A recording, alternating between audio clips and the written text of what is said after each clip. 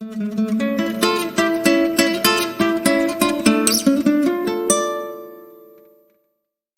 semua, di video kali ini saya akan memanfaatkan sebuah AI untuk menghapus background pada gambar.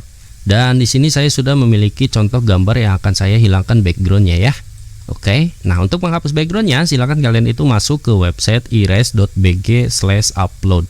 Nah nanti kalian itu akan menemukan halaman yang seperti ini. Untuk penggunanya cukup simpel, tinggal klik upload image, terus silahkan kalian pilih gambar mana yang akan kalian hilangkan backgroundnya.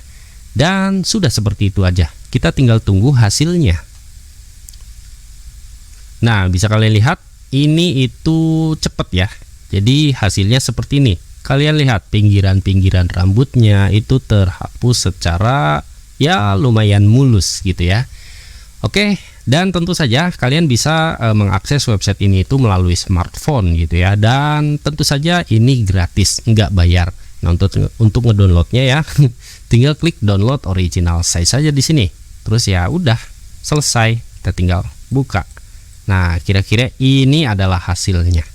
Oke, mungkin cukup sekian aja video kali ini, dan mudah-mudahan video ini bisa bermanfaat. Jangan lupa untuk subscribe channel YouTube ini biar bisa berkembang. Sekian dari saya, Ridwan Gibran.